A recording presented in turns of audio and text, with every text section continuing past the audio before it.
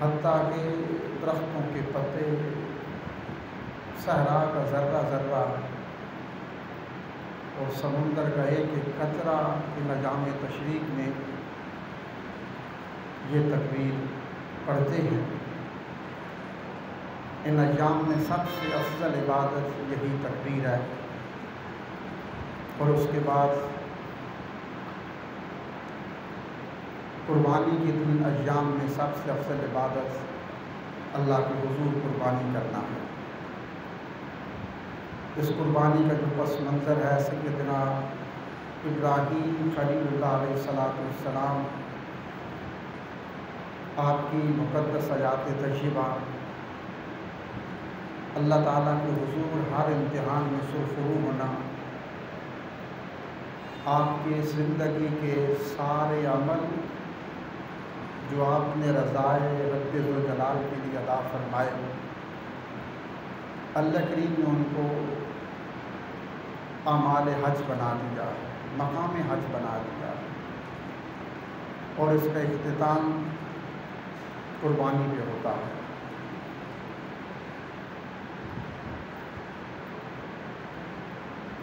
اللہ کریم فرماتا ہے لن ینال اللہ لحومها ولا دماؤها، لوگوں مجھے تمہارے قربانیوں کے گوشت کی اور اس کے خون کی کوئی ضرورت نہیں ہے،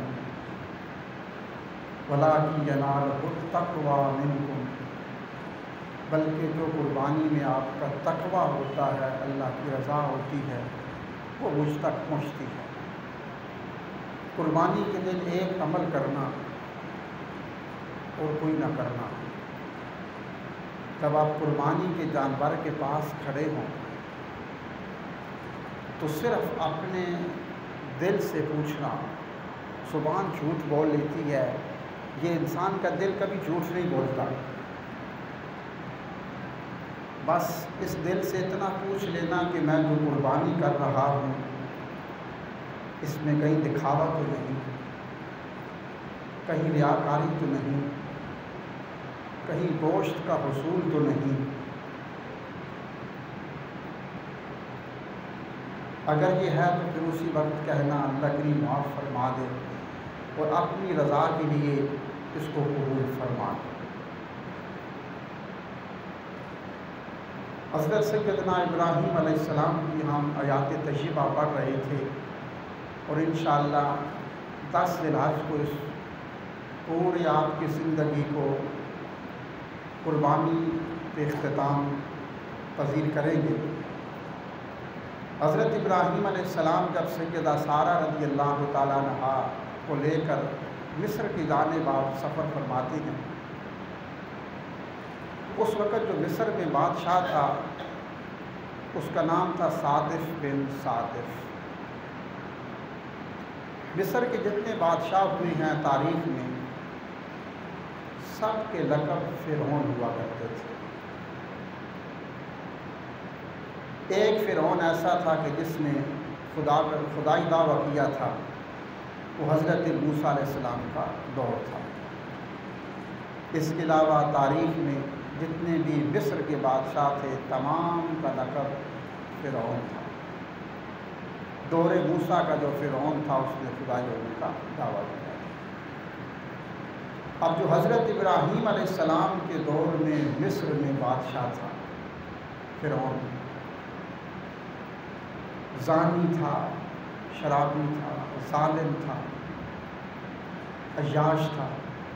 اس نے جتنے راستے مصر شہر میں داخل ہوتے تھے تمام پر اپنے سپاہی بٹھا دیے، اس کے محافظ بیٹھے ہوئے تھے کہ جو بھی قافلہ یہاں سے گزرے اس کو پکڑ لو، اگر اس کے پاس کوئی دوشیزہ ہے تو اس کو میرے دربار میں پیش کرو، ان کا مال چھین لو، لوٹ لو، کوئی بھی مصر کی اس حدود سے بچ کے نہ پانے جائے۔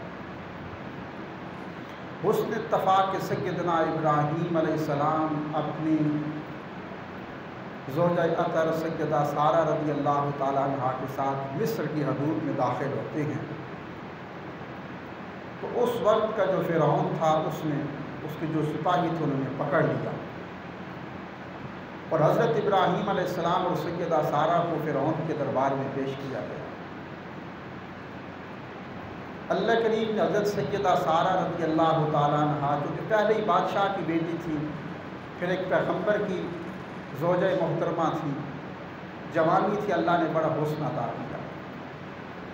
فرعون کی نظر پڑی تو اس نے کہا کہ ابراہیم علیہ السلام کو کسی دوسرے کمرے میں بند کر دیا جائے۔ سیدہ سارہ رضی اللہ تعالیٰ عنہ کو فرعون نے بری نیت سے اپنے محل میں بلایا۔ اب حضور فرماتے ہیں کہ میری وہ دادی جان سیدہ سارہ رضی اللہ تعالیٰ عنہ جب فرعون کے دربار میں گئی تو فرعون نے بری نیت سے ہاتھ بڑھایا تو محل میں زلزلہ آنا شروع ہو گیا۔ فرعون نے سمجھا کہ یہ ایک معمول کا زلزلہ ہے، اس نے ہاتھ آگے بڑھایا۔ حضور فرماتے ہیں کہ اس بادشاہ کا فرعون کا ہاتھ شل ہو گیا، پتھر کا ہو گیا۔ وہ سمجھ گیا کہ اس مقدس خاتون کی وجہ سے یہ ہوا ہے۔ اس نے کہا کہ ادعو لی، میرے لیے دعا کر۔ سیدہ سارہ نے دعا فرمائی، اس کا ہاتھ ٹھیک ہو گیا۔ پھر وہ بری نیت سے آگے بڑھتا ہے، اس کا ہاتھ پھر پتھر کا ہو گیا۔ اس نے پھر کہا کہ ادعو لی، میرے لیے دعا کرو۔ سیدہ سارہ رضی اللہ تعالیٰ عنہ آپ نے اس کے لیے دعا فرمائی، اس کا ہاتھ درست ہو گیا۔ حضور فرماتے ہیں کہ جب اس نے تیسری مرتبہ سیدہ سارہ رضی اللہ تعالیٰ عنہ کی جانب ہاتھ بڑھایا تو اس کا ہاتھ پھر پتھر کا ہو گیا، شل ہو گیا۔ اس نے پھر سیدہ سارہ سے کہا کہ میرے لیے دعا کرو، تو آپ نے فرمایا کہ اب دعا ابراہیم علیہ السلام آ کے کرے۔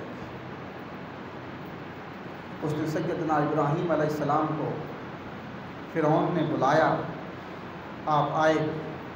سیدنا ابراہیم علیہ السلام نے دعا فرمائی، اس کا ہاتھ درست ہو گیا۔ فرعون تھا کافر، عیاش، زانی، شراب، مصر کا بادشاہ تھا، کوئی دوشیزہ اس کی دسترس سے باہر نہیں تھی۔ سیدنا ابراہیم علیہ السلام اور سیدہ سارہ اس کے محل میں سامنے بیٹھے ہیں۔ اس فرعون نے حضرت ابراہیم علیہ السلام سے کہا کہ مجھے تم دونوں کوئی مقدس ہستیاں معلوم ہوتے ہو اور تمہارے چہرے سے نظر آتا ہے کہ تم بہت بڑی ہستیاں ہو۔ میری ایک بیٹی ہے، میں اپنی بیٹی کو تمہاری خدمت میں مامور کرتا ہوں۔ اب جاؤ، میری بیٹی کو جہاں جاؤ گے اس کو ساتھ لے جانا، تمہاری خدمت کرے گی۔ اس فرعون نے، بادشاہ نے اپنی بیٹی سیدنا ابراہیم علیہ السلام اور سیدہ سارہ کے ساتھ بھیج دی۔ اس فرعون کی بادشاہ کی بیٹی کا نام تھا سیدہ ہاجرہ رضی اللہ تعالیٰ عنہ۔ ہاجرہ نام تھا جو بعد میں سیدہ ہاجرہ رضی اللہ تعالیٰ عنہ۔ ابراہیم علیہ السلام اپنی دونوں بیویوں کو لے کر وہاں سے مصر سے ملک شام کی طرف سفر شروع فرماتے ہیں۔ عراق سے اکیلے چلے تھے، اکیلے چلے تھے سوئے منزل، لوگ ملتے گئے، کارواں بنتا گیا۔ اکیلے چلے تھے، سیدہ سارہ ملی جو بعد میں حضرت سیدنا اسحاق علیہ السلام کی والدہ ماجدہ بنی، پیغمبر خدا۔ آگے فرعون کی بیٹی ملی سیدہ ہاجرہ جو سیدنا اسماعیل علیہ السلام کی والدہ ماجدہ بنی۔ حضرت ابراہیم علیہ السلام نے دونوں کو لیا اور ملک شام کی طرف سفر شروع فرمایا۔ یہ آسان الفاظ میں آپ کو سنا رہا ہوں، اہل خانہ کو، خواتین کو، بیٹیوں کو، بیٹوں کو یہ سنایا گیا۔ قربانی کیا ہے، حج کیا ہے، اس کا پس منظر کیا ہے۔ ابراہیم علیہ السلام دونوں اپنی ازواج مطہرات کو لے کر شام میں پہنچے، دعا کرتے رہے، رب ہب لی من الصالحین، اللہ کریم مجھے کوئی اچھا بیٹا، نیک سیرت بیٹا عطا فرما۔ فبشرناہ بغلام حلیم، اللہ فرماتا ہم نے آپ کو خوشخبری دی ایک پیارے بیٹے کی۔ سیدہ ہاجرہ رضی اللہ تعالیٰ عنہ کے بطن سے اللہ کریم نے حضرت سیدنا اسماعیل علیہ السلام کو پیدا فرمایا۔ اب ہوا یہ، حضرت سیدہ ہاجرہ رضی اللہ تعالیٰ عنہ کا بیٹا اور سیدہ سارہ کی ابھی تک گود خالی، آپ کا بیٹا نہیں ہے، اولاد نہیں ہے، سیدہ ہاجرہ کا ہے۔ سیدہ سارہ حضرت ابراہیم سے بڑی محبت کرتی تھی، اور ایک دن سیدنا ابراہیم علیہ السلام کو بلایا اور کہا ابراہیم جانتے ہو مجھ سے شادی پہلے کی تھی، میری گود خالی ہے، ہاجرہ کی گود ہری بھری ہو چکی ہے، اس کو اللہ نے بیٹا دیا ہے۔ ابراہیم میں حسد کی بنا پر نہیں کہتی، لیکن تم ایسا کرو، رشک کی بنا پر کہتی ہوں اللہ بھی مجھے بیٹا عطا کرے، اپنی بیوی کو اور بیٹے کو اس گھر سے لے جاؤ۔ شریعت اسلام میں حسد جائز نہیں، رشک جائز ہے۔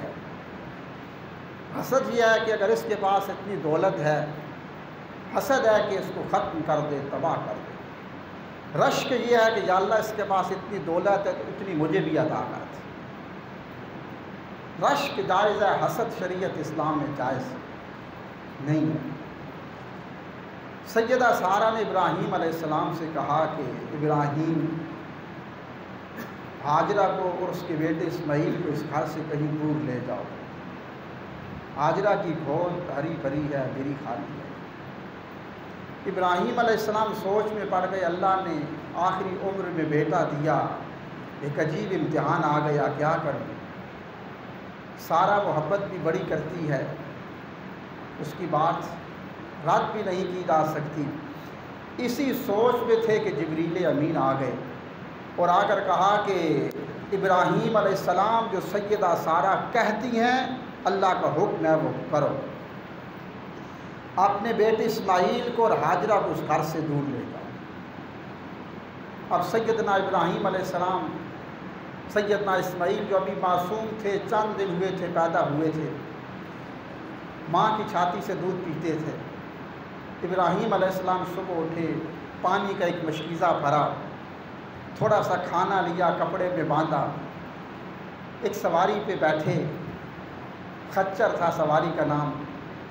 سیدہ ہاجرہ سے فرمایا کہ ہاجرہ بیٹے کو اٹھا لو اور میرے ساتھ اس سواری پہ سوار ہو جاؤ۔ ابراہیم علیہ السلام نے سفر شروع فرما دیا۔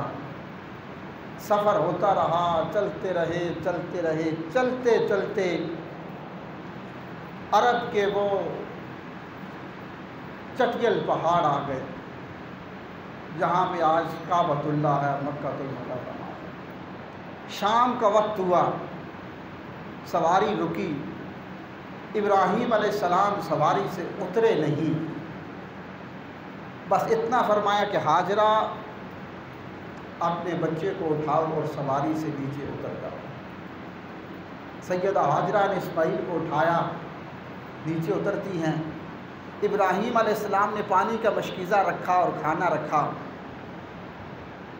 فرمایا ہاجرہ پیاس لگے تو پانی یہاں سے پی لینا، بھوک لگے تو کھانا یہاں سے کھا لینا۔ بس اتنا کہا اور سواری کا رخ پھر ملک شام کی طرف موڑ دیا۔ سیدہ ہاجرہ دیکھتی ہیں چٹیل میدان، نہ کوئی درخت، نہ کوئی انسان، کچھ بھی نہیں۔ تھوڑی دیر دیکھتی رہی، پھر سیدنا اسماعیل معصوم بچے کو زمین پہ لٹا کر چند قدم اٹھائے۔ ابراہیم علیہ السلام کی سواری آہستہ آہستہ چل رہی ہے۔ دوڑ کر پیچھے سے کہا ابراہیم اتنا تو بتاتے جاؤ، میں نے جرم کیا کیا تھا، میں نے قصور کیا کیا تھا؟ اگر جرم تھا تو میرا، قصور تھا تو میرا، اگر تمہاری شان میں کوئی بے ادبی ہوئی تھی تو مجھ سے ہوئی تھی۔ ابراہیم اتنی بڑی سزا نہ دو، یہ چٹیل میدان ہے، یہاں پہ تو کوئی انسان بھی نہیں کہ تنہائی میں جا کر اس سے باتیں کر سکوں، کوئی درخت بھی نہیں کہ جس کے سائے میں جا کے بیٹھ سکوں۔ ابراہیم اتنی بڑی سزا نہ دو، یہ بتاؤ میں نے جرم کیا کیا تھا، میرا قصور کیا تھا؟ ابراہیم اگر قصور تھا تو میرا، جرم تھا تو میرا، غلطی ہوئی تھی تو مجھ سے ہوئی تھی، اس معصوم کا قصور کیا تھا؟ ابراہیم اتنی بڑی سزا نہ دو، یہ پانی کا مشکیزہ تو چند دن میں ختم ہو جائے گا، کھانا ختم ہو جائے گا، ابراہیم پھر کیا ہوگا؟ سیدنا ابراہیم علیہ السلام ہے کہ سواری آہستہ آہستہ چل رہی ہے۔ سیدہ حاجرہ پھر دوڑ کر کہتی ہیں جانے والے رک جا، اتنا تو بتاتا جا میں نے جرم کیا کیا تھا، میرا قصور کیا تھا، کتنی بڑی سزا دے رہے ہو۔ ابراہیم علیہ السلام حضور فرماتی ہیں میرے جدی امجد کی سواری آہستہ آہستہ چلتی جا رہی ہے، سر جھکا ہوا تھا۔ سیدہ حاجرہ نے پھر چند قدم اٹھائے اور کہا ابراہیم تجھے تیرے رب کی قسم رک جا، اتنا تو بتاتا جا میں نے جرم کیا کیا تھا، میرا قصور کیا تھا، قصور تھا تو میرا تھا، اس معصوم اسماعیل کا نہیں تھا۔ جب رب کا نام لیا سیدنا ابراہیم علیہ السلام نے سواری کو روکا۔ حضور فرماتے اپنا میرے جد امجد نے چہرہ پیچھے کیا، آہستہ سے اپنا رخ انور موڑا، آنکھوں میں آنسو آ رہے تھے۔ اتنا کہا حاجرہ میرے رب کا حکم ہے، میں مجبور ہوں، میرے رب کا حکم ہے۔ سیدہ حاجرہ نے جب رب کا نام سنا زبان بند، مہر بلب گویا قدموں پہ تالے لگ گئے، پلٹ کے واپس آتی ہیں اپنے بیٹے کو اٹھا کے سینے پہ بیٹھ گئی۔ کہا ابراہیم اگر رب کا حکم ہے تو پھر میں راضی۔ ابراہیم علیہ السلام چلے جاتے ہیں، سیدہ حاجرہ معصوم اسماعیل کو سینے سے لگا کے اس بیابان چٹیل پہاڑیوں میں بیٹھ جاتی ہیں۔ دن گزرتے ہیں، پانی بھی ختم ہو گیا، کھانا بھی ختم ہو گیا، کچھ بھی نہیں ہے، چھاتی میں دودھ خشک ہو جاتا ہے۔ اب سیدنا اسماعیل علیہ السلام معصوم بچے تھے، دودھ کے لیے تڑپتے ہیں، پیاس کے لیے تڑپتی ہیں۔ حضور فرماتے ہیں میری دادی جان دوڑتی ہیں، کبھی ایک پہاڑی پہ بچے کو زمین پہ لٹایا، دوڑ کر ایک پہاڑی پہ جاتی ہیں، شاید کوئی قافلے والا مل جائے، کہیں سے کسی پانی مل جائے، پھر دوڑ کے واپس آتی ہیں اپنے بچے کے پاس، اس کو کوئی چیز نقصان نہ پہنچائے، پھر دوڑ کر دوسری پہاڑی پہ جاتی ہیں، شاید کہیں کوئی قافلہ نظر آ جائے، پانی کے 2 گھونٹ مل جائیں، پھر دوڑ کر واپس بچے کے پاس آتی ہیں، پھر دوڑ کر صفا پہ جاتی ہیں، پھر دوڑ کر بچے کے پاس آتی ہیں، پھر دوڑ کر مروہ پہ جاتی ہیں، پھر واپس آئی بچے کے پاس، پھر صفا پہ گئی، پھر واپس بچے کے پاس، پھر مروہ پہ گئی۔ سیدہ حاجرہ دوڑ رہی ہیں، کہیں سے پانی کے گھونٹ مل جائے۔ اللہ نے فرمایا جبریل، فرمایا جی رب جلیل، فرمایا جبریل میری بندی جو صرف میرے نام کی خاطر جنگلوں میں ٹھہرنا منظور کر بیٹھی، آج پانی کی خاطر دوڑتی پھر رہی ہے۔ جبریل جا زمین پہ اتر جا، اسماعیل کے قدموں سے پانی کا چشمہ جاری کر ڈال تاکہ 2 برکتیں ہو جائیں، ایک تیرے پروں کی برکت، ایک اسماعیل کے قدموں کی برکت ہو جائے۔ حضور فرماتے ہیں سیدہ حاجرہ جب دوڑ کر صفا سے واپس اترتی ہیں، بچے کے پاس واپس آئیں، کیا دیکھتی ہیں کہ پانی کا چشمہ حضرت اسماعیل کے قدموں سے جاری ہو چکا ہے۔ اسماعیل کو اٹھایا، سینے سے لگایا، پانی پیا، بچے کو پلایا۔ حضور فرماتے ہیں میری دادی جان چھوٹے چھوٹے پتھر اٹھا کر پانی کے آگے رکھتی ہیں اور منہ سے کہتی ہیں زم زم رک جا رک جا، زم زم رک جا رک جا۔ حضور فرماتے ہیں اگر سیدہ حاجرہ اس دن وہ چھوٹے چھوٹے پتھر نہ رکھتی جو اس پانی کے آگے سدے سکندری بن گئے، اگر وہ نہ رکھتی تو آج پوری دنیا پہ ہر طرف پانی ہی پانی نظر آتا۔ سیدہ حاجرہ اللہ کا شکر ادا کیا، بچے کو اٹھایا، اسماعیل کو پانی پیا اور 7 پتھر رکھتی ہیں اور کہتی ہیں زم زم رک جا رک جا۔ اب کیا ہوتا ہے، ایک قبیلہ وہاں سے گزرتا ہے، قافلے والے جن کا نام تھا قبیلہ بنو جرہم۔ بنو جرہم کے لوگ، بکریاں تھیں، بھیڑیں تھیں، جنگلوں میں گزر رہے تھے، پانی کا چشمہ دیکھا، دوڑتے آئے اور آ کر کہا سیدہ حاجرہ سے بی بی اجازت ہو تو یہاں پہ خیمے لگا لے۔ فرمایا خیمے لگا لو۔ وہ سب سے پہلے جو مکہ المکرمہ کی سرزمین پہ قبیلہ آباد ہوا تھا وہ قبیلہ بنی جرہم کے لوگ تھے۔ سب سے پہلے سیدہ حاجرہ اور سیدنا اسماعیل وہاں پہ آئے، پھر قبیلہ بنی جرہم کے لوگ آئے، آباد ہو گئے، خیمے لگ گئے، پانی ہے وہاں پہ، ہر طرف سبزہ ہے۔ اب سال ہا سال گزر گئے، اس بات کو 7 سال گزر گئے یا بروایت 12 سال گزر چکے تھے۔ 12 سال کے بعد سیدنا ابراہیم علیہ السلام کو حکم ہوا، سواری بھی لی، جا کے دیکھوں بچے کا حال کیا ہے، بیوی کا کیا حال ہے۔ جب وہاں پہ آئے، جانے لگے تھے تو ایک دعا کی تھی، ربنا انی اسکنت من ذریتی، بواد غیر ذی زر، یا اللہ ایک ایسی وادی ہے جس میں کچھ بھی نہیں، ان کی برکت سے اس شہر کو آباد کرتے ہیں۔ جب واپس پلٹ کے آئے، سالوں بعد آئے، تو دیکھتے ہیں کہ وہاں پہ ایک شہر آباد ہو چکا تھا، مکہ المکرمہ آباد ہو چکا تھا، آب زمزم تھا، لوگوں کے خیمے تھے، اسماعیل کو ساتھ لیا، ہاجرہ کو ساتھ لیا، واپس گئے۔ اب جا کر جب پہلی رات تھی، آنکھ لگتی ہے، پھر آواز آتی ہے، وادی رات کی سینے پہ سونے والے ابراہیم اٹھو، امتحان کا وقت پھر آ گیا، اٹھو اللہ تم سے قربانی مانگتا ہے۔ ابراہیم علیہ السلام اٹھتے ہیں، آپ نے کئی بھیڑ بکریاں دمبے اونٹ ذبح کر دیے، دوسری رات پھر خاموشی نہیں، ابراہیم تمہارا رب تم سے قربانی مانگتا ہے۔ پھر اٹھے ابراہیم علیہ السلام، اللہ کی راہ میں بہت سے جانور ذبح کیے۔ تیسری رات پھر خواب آتا ہے، ابراہیم تمہارا رب تم سے تمہاری جان سے زیادہ پیاری قربانی مانگتا ہے۔ ابراہیم علیہ السلام سمجھ گئے مانگنے والا مجھ سے اسماعیل مانگتا ہے۔ جب صبح اٹھے تو 10ویں ذی الحج کا دن آ چکا تھا، انشاءاللہ ہم پہ بھی آ رہا ہے۔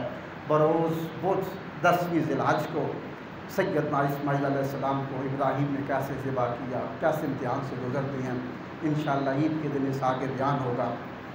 الحمدللہ اللہ کا کرم ہے، اللہ تعالیٰ نے یہ ایام عطا فرمائے۔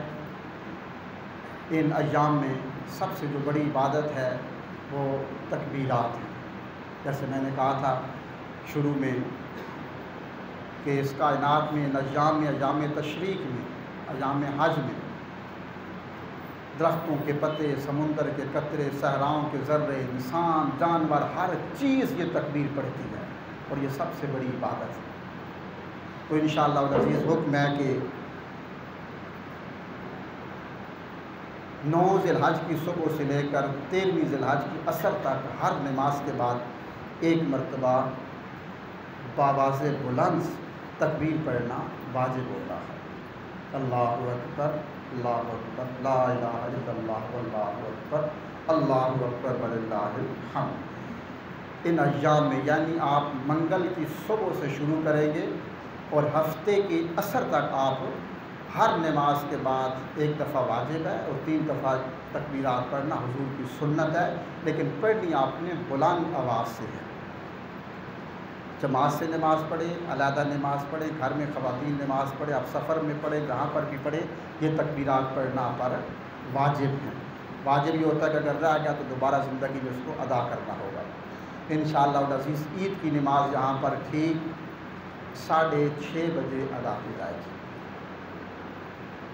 6 بجے عید کا خطبہ شروع ہو جائے گا، یعنی تقریباً سورج 5:05 پہ طلوع ہوگا، تو 6:30 بجے عید کی نماز پڑھی جائے گی۔ آپ حضرات تیار ہو کر بچوں کو ساتھ لے کر عید کے دن تکبیرات پڑھتے ہوئے مسجد میں تشریف لائیں۔ کچھ لوگ پوچھتے عید کے دن روزہ رکھنا عید کے دن حرام ہوتا ہے۔ سخت حکم ہے کہ آپ عید کے دن روزہ نہیں رکھ سکتے، اس لیے کہ جتنے دسترخوان سجتے ہیں یہ من جانب اللہ بندوں کی ضیافت ہوتی ہے اللہ کریم کی جانب سے، اس لیے حکم اللہ فرماتا ہے کہ تم میری جانب سے یہ ضیافت ہے، مہمان نوازی ہے تمہاری، تم نے عید کے دن روزہ نہیں رکھنا۔ ہاں حکم ہے کہ اگر کوشش کریں آپ کو بآسانی قربانی کا گوشت جلدی مہیا ہو سکتا ہو تو آپ عید کے دن صبح اٹھیں، کچھ بھی نہ کھائیں، اور عید کے دن اپنے کھانے کا آغاز قربانی کے گوشت سے کریں، اللہ کریم آپ کو سال بھر کے روزوں کا ثواب عطا فرمائے۔ یہ ہے دعا ہے کہ اللہ کریم عمل کی توفیق عطا فرمائے، سنت عطا فرمائے۔